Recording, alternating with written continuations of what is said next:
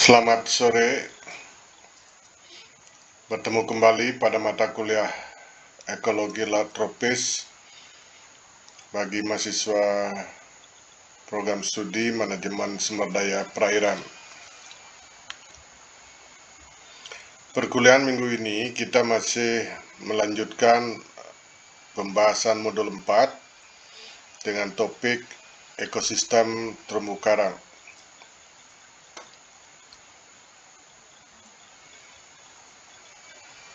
Pada pertemuan minggu ini kita akan membahas ekosistem terumbu karang bagian 4, yaitu metode ekologi kuantitatif untuk ekosistem terumbu karang.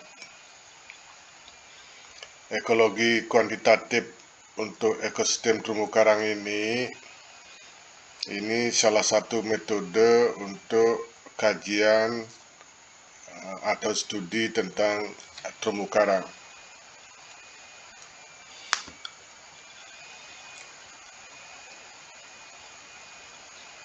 Pada minggu ini kita hanya membahas satu materi, yaitu metode ekologi kuantitatif ekosistem terumbu karang. Salah satu studi ekologi kuantitatif yang diterapkan pada ekosistem terumbu karang adalah analisis struktur komoditas bentik terumbu karang. Komoditas bentik ini adalah komoditas dasar, ya, komoditas yang hidup di dasar perairan. Nah, struktur komoditas bentik terumbu karang adalah susunan berupa komposisi dan keanekaragaman berbagai komoditas bentik yang menyusun ekosistem terumbu karang. Nah, komoditas bentik terumbu karang terdiri atas berbagai bentuk pertumbuhan karang. Jadi minggu lalu sudah kita pelajari bentuk-bentuk pertumbuhan terumbu karang yang juga digunakan sebagai kunci identifikasi karang. Di samping terumbu karang sebagai penyusun utama komoditas terumbu karang, juga terdapat berbagai tipe alga atau seaweed atau rumput laut, berbagai hewan sisil yang berasosiasi di dalam ekosistem terumbu karang. Hewan sisil itu artinya hewan yang melekat, ya, yang hidupnya menempel pada substrat, seperti misalnya spong, ya, sudah kita bahas juga, gorgonian, ya, juga misalnya hidra, ya, karang api, ascidian, anemon, karang lunak, dan lain sebagainya. Terdapat juga komponen abiotik, ya, atau komponen lingkungan tak hidup, seperti karang mati atau dead coral, pecahan karang disebut sebagai rubble, pasir, ya, batuan masif atau rock, debu atau seal. Nah, komoditas bentik terumbu karang ini mencerminkan kompleksitas ekosistem terumbu karang sebagai hasil interaksi antar berbagai biota di ekosistem terumbu karang dan juga interaksi antara biota dengan lingkungan fisiknya. Dan terkait dengan interaksi ini juga sudah kita bahas pada materi sebelumnya.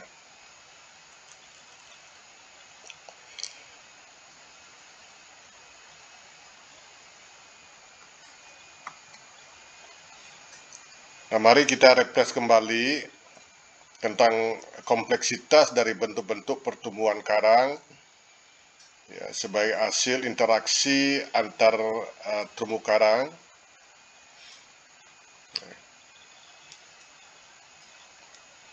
Misalnya terdapat karang masif, ya, karang meja atau piringan, ada karang daun, ya, ada karang bercabang, berbagai jenis karang bercabang, ada karang lepas, pre-lapping, ada karang kerak, ya. Dan sebenarnya ada lagi beberapa jenis atau tipe pertumbuhan karang seperti karang tonggak, karang submasif, ya. Nah, ini mencerminkan kompleksitas dari komoditas bentik. Nah, di samping biota, ya, biota terumbu karang juga terdapat komponen abiotik, misalnya ada karang mati, ya, ada pecahan-pecahan karang, ada pasir, dan lain sebagainya.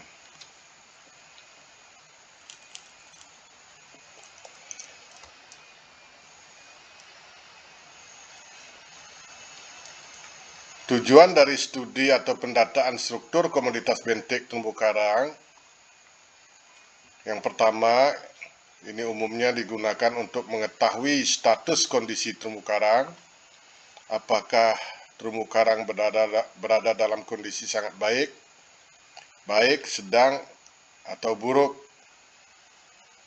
Nah, status kondisi terumbu karang ini diukur berdasarkan persentase tutupan karang hidup di dalam suatu area.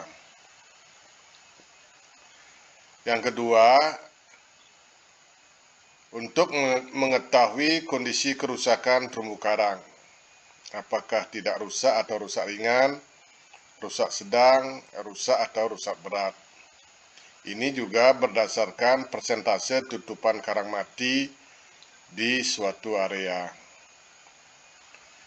Yang ketiga juga untuk mengetahui struktur komoditas karang dalam penilaian kelas konservasi terumbu karang.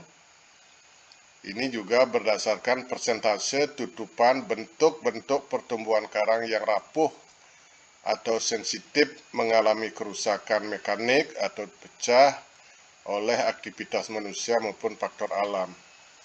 Jadi di dalam ekosistem terumbu karang, komposisi karang ini juga bisa mencerminkan dinilai kelas konservasinya.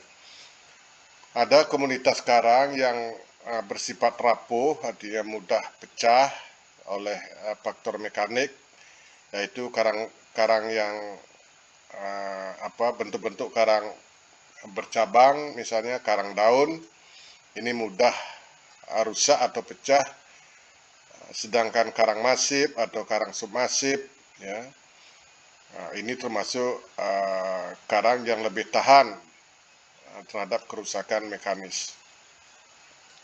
Dengan mengetahui komposisi atau susunan atau struktur komoditas dari suatu ekosistem terumbu karang, kita bisa menilai apakah terumbu karang di suatu area tersebut sensitif atau rapuh mengalami kerusakan atau lebih resisten.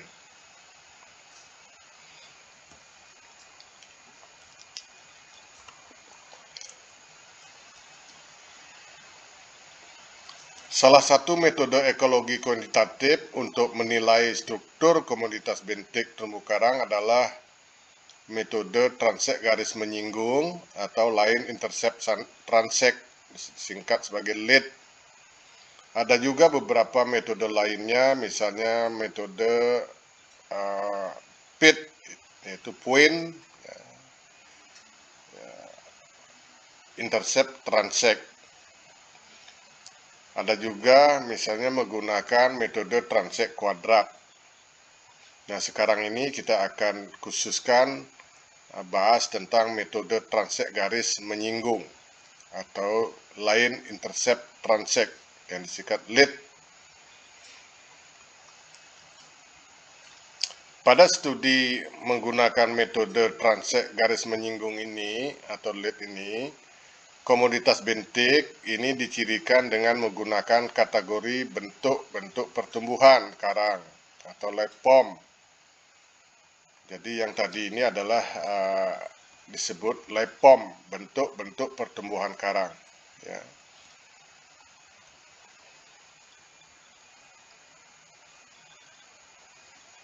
Nah, penggunaan dari kategori LEPOM ini memudahkan bagi seseorang yang terbatas pengalamannya dalam mengidentifikasi komoditas bentik terumbu karang. Jadi cukup mengenali atau mempelajari tentang bentuk-bentuk pertumbuhan kategori Lepomnya ini, ya, tidak secara detail mengidentifikasi genus ataupun spesies dari karang. Nah, bagi yang sudah berpengalaman dan mempunyai pengetahuan yang mendalam tentang terumbu karang, studi bisa ditingkatkan sampai kepada kategori genus karang atau spesies karang. Nah, metode LEAD ini merupakan metode yang mudah dan efisien untuk memperoleh data kuantitatif tutupan karang.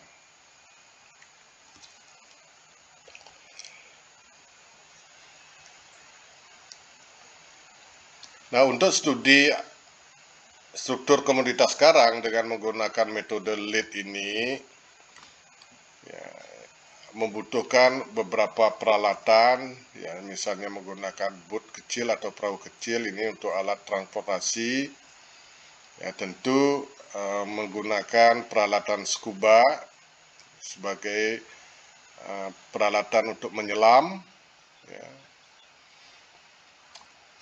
Transeknya adalah berupa meteran, ya, roll meter, ya, yang biasa umum dipakai adalah panjangnya 50 meter. Juga slate atau sabak, ya, sabak ini untuk alas menulis, ya, kertas newtop.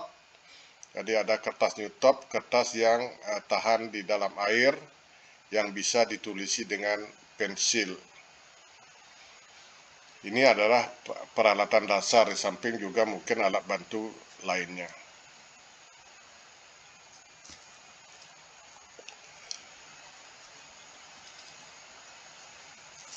Nah, bagaimana prosedur studi atau survei dengan menggunakan metode LEAD?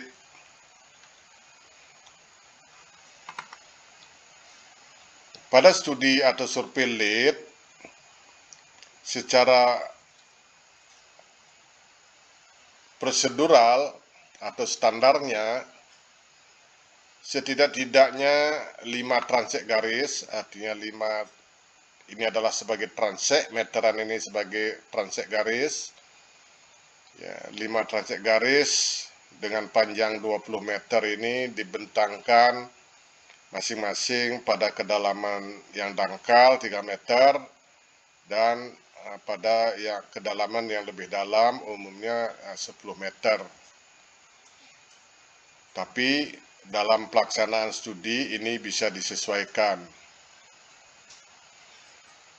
Nah, transek garis ini atau meteran ini dibentangkan sejajar dengan garis pantai di suatu areal terumbu karang, atau bisa mengikuti kontur kedalaman dasar laut.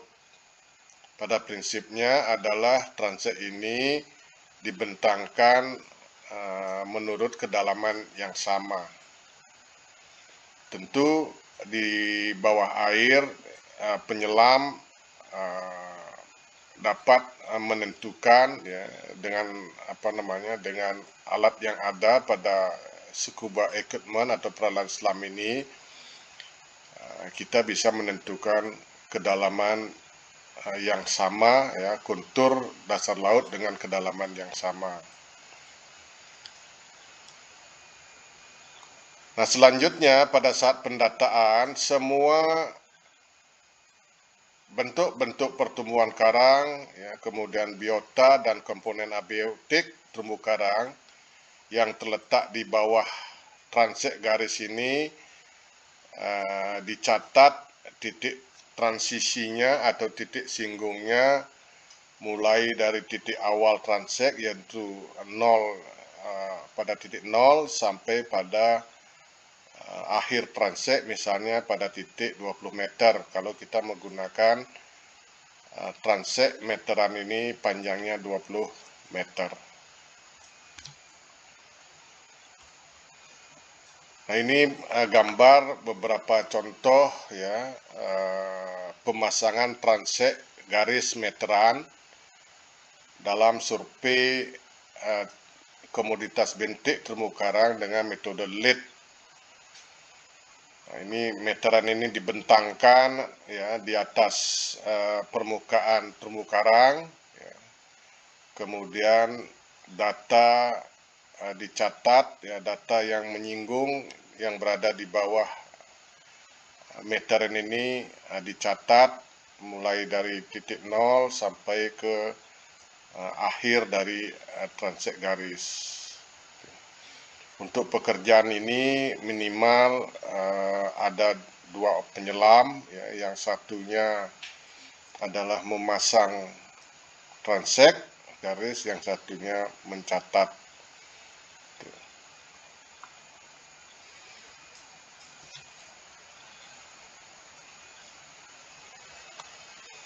Nah, ini contoh, ya, contoh misalnya ini adalah anggaplah ini adalah bentuk-bentuk pertumbuhan karang komoditas bentik, ya.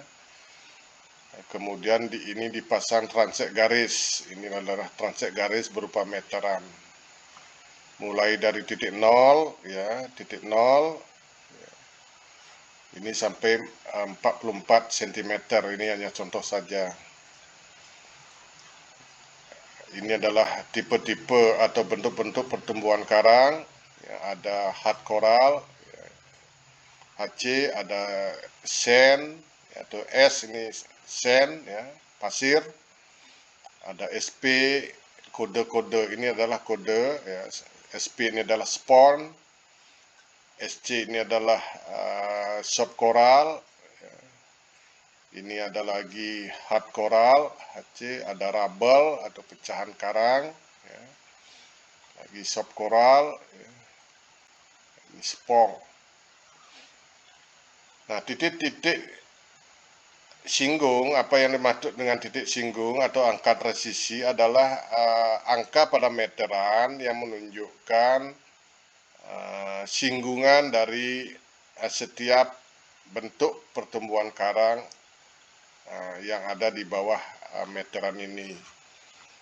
Misalnya dari 0 sampai 10, ya, 0 sampai 10 cm ini adalah hard coral, HC. Kemudian di sini ada pasir sampai 12 meter, 12 cm, ya. 12 cm sampai 17 cm ini adalah spong, ya. Kemudian sampai 19 ini adalah soft coral. Ini ada pasir lagi, sand lagi 21, pada angka 21 cm ini adalah sand. Kemudian pada angka 29 adalah hard coral lagi. Pada angka 33 adalah rubble.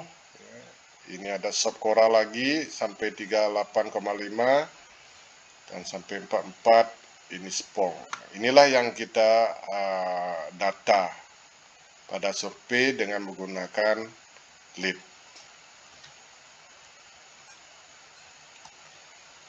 Nah, bagaimana pendataannya? Ya, jadi seperti pada gambar ini, ya, ini kalau kita pendataan, pencatatan datanya, kita catat bentuk pertumbuhan karang, ya. Jadi HC, ya, dari mulai titik 0 ini, ya, HC atau hard coral ada angka 10, ya, tidak perlu buat nolnya tapi langsung 10 pada angka 10, pada meteran angka 10. Ini adalah HC, kemudian angka 12 adalah sand, ya, ujung dari ini 17,5 adalah spong, ya, kemudian sekora lagi, ya, pada 19, ya, pada ini kemudian sand 21, ya, kemudian hard coral lagi sampai 29, ini rubble, ya, pecahan karang rubble 33, ya. Kemudian soft coral lagi 38,5 dan terakhir 44 ini spong. Nah, setelah titik transisi ini kita catat, maka otomatis kita sudah mengetahui panjang tutupan masing-masing kategori, ya. Kalau hard coral 0 sampai 10 berarti hard coral yang pertama ini panjangnya adalah 10 cm. Sen ini dari 10 sampai 12 berarti dia 2 panjangnya, 2 cm. Ya, kemudian spong dari 12 sampai 17,5 berarti panjangnya adalah 5,5. Jadi 17,5 dikurangi 12. Begitu juga selanjutnya 19 kurangi 17,5 kita akan mendapatkan panjang tutupan masing-masing kategori live pom. Ini namanya kategori live pom dalam contoh ini. Dengan catatan bahwa panjang jumlah dari panjang ini harus sama dengan 44, sama dengan titik akhir dari transek, ya, dari meteran transek, yaitu 44. Nah, bagaimana menganalisis data? Ya, menganalisis data ini adalah data dianalisis berdasarkan persentase tutupan setiap kategori live pom dari komunitas bentik terumbu karang. Jadi dengan persamaan panjang tutupan kategori live pom, ya, suatu live pom dibagi dengan panjang transek A dikali 100%. Ya, ini kita akan mendapatkan persentase tutupan masing-masing kategori. Misalnya contoh, ya, jadi data tadi ya, kita bisa melihat berapa persen tutupan karang keras atau hard coral. Di sini ada 2 kategori karang hard coral atau HC, yaitu dengan panjang 10 dan panjang 8 tutupannya, sehingga persentase tutupannya 10 tambah 8 dibagi dengan 44 kali 100% adalah 40,91%. Jadi tutupan HC atau hard coral ini adalah 40,91%. Sedangkan sen atau pasir ini ada 2, ya, ada 2 kategori pasir ini, yaitu 2 dan 2. Ya, berarti 2 dan 2 berarti 4 dibagi 44 kali 100%, 9,09%. Spong, ya, spong ada 2 juga, ya, dengan panjang 5,5 dan 5,5, berarti 11 cm dibagi dengan 44 kali 100%, 25,00%. Soft coral atau SC juga ada 2, yaitu adalah panjang 1,5 cm ditambah 5,5 cm dibagi 44 kali 100% sama dengan 15,91%.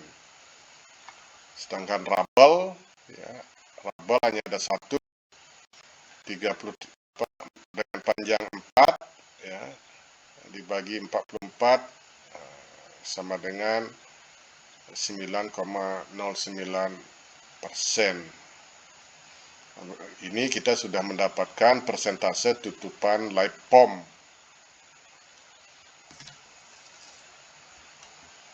Nah, contoh kedua, contoh sebuah transek garis atau roll meter, ya, roll meter dibentangkan di atas permukaan terumbu karang dengan berbagai kategori, ya, kategori live pom. Ada ACB, ini Acropora bercabang, Acropora branching. CB ini adalah coral branching, sen ini adalah S ini adalah sen, CM ini adalah coral masif, ya, kode dari coral masif, bentuk-bentuk pertumbuhan karang. CF ini adalah coral polyus. Ingat lagi di depan kita sudah pelajari tentang bentuk-bentuk pertumbuhan karang. Coral polyus ini adalah karang daun atau karang bunga. Ini dead coral DC, SC soft coral, ya. Ini HCB lagi, ada SC lagi, ada rubble RB, ya. Ada coral masif, dead coral, ya, coral masif lagi, ya, ini hanya contoh saja. Jadi dengan panjang transek 500 cm atau 5 meter, ya, terdapat beberapa kategori lepom. Nah, kita akan menghitung nanti bagaimana cara mendatanya dan juga menganalisis data untuk mengetahui persentase tutupan masing-masing kategori karang ini. Nah, sama seperti contoh pertama, jadi ada transisi, ya, bisa juga mulai dari transisi, kemudian lepom atau komoditas bentiknya, dan panjangnya. Jadi 0 sampai 42, mulai dari 42, tidak usah membuat 0 dulu. Jadi 42 di sini adalah ACB, ya. Kemudian lihat lagi di sini ternyata angkanya 68 adalah CB. Kemudian di sini 80 adalah sen, ya. 102, ya. Jadi angka 102 adalah koral masif atau CM. Ya. Kemudian 135 ini adalah koral polyus, ya. Dan demikian selanjutnya. Kemudian kita akan hitung panjang dari setiap lepom, ya, masing-masing kategori lepom. Kalau misalnya ACB ini adalah 42, panjangnya 0 sampai 42. Koral branching atau CB ini dari 42 sampai 68, berarti dia 68 dikurangi 42 adalah 26. Sen, ya, dari 68 sampai 80, berarti 80 dikurangi 68 adalah 12. Koral masif, ya, dari 80 sampai 102 dikurangi 80 berarti 22 panjangnya, dan demikian seterusnya sampai pada ujung terakhir dari transek dengan panjang 500 meter ini, ya, itu. Jadi pada 500, titik singgung 500 ini adalah dead coral, ya, yang panjangnya 100 cm, karena dari 400 sampai 500 berarti panjangnya 100. Nah, analisis data jadi sama, ya, bisa kita hitung, ya, tutupan masing-masing kategori, ya, misalnya ACB, ya. Dari sini kita lihat ACB, Acropora branching, ada 2, ya, yaitu 42 ditambah dengan 39, ya, dibagi 500. Ingat, karena panjangnya adalah 500 cm transeknya, dibagi dengan A, ini panjang transek. Misalnya koral bercabang juga ada 2 kategori, ada 2, ya, koral bercabang 26 dan 15, ya, koral branching 15 dibagi dengan 500, ya, panjang totalnya dari transek ini, ya, dapat 8,2%. Nah, dari sini kita bisa melihat tutupan karang hidup juga. Jadi tutupan karang hidup adalah karang-karang yang dimasuk karang hidup itu seperti Acropora branching, coral branching, ya, coral masif, coral polyus, subcoral. Kita juga bisa menghitung karang mati, misalnya dead coral, ya, dead coral di sini ada 33, ya, kemudian ditambah lagi 28, ditambah lagi 100. Penjumlahan ini bagi 500 kali 100%, kita bisa mendapatkan tutupan karang mati. Juga tutupan rubble atau tutupan pasir dan lain sebagainya. Nah, di sini kita mendapatkan data tutupan karang hidupnya adalah 59,8%.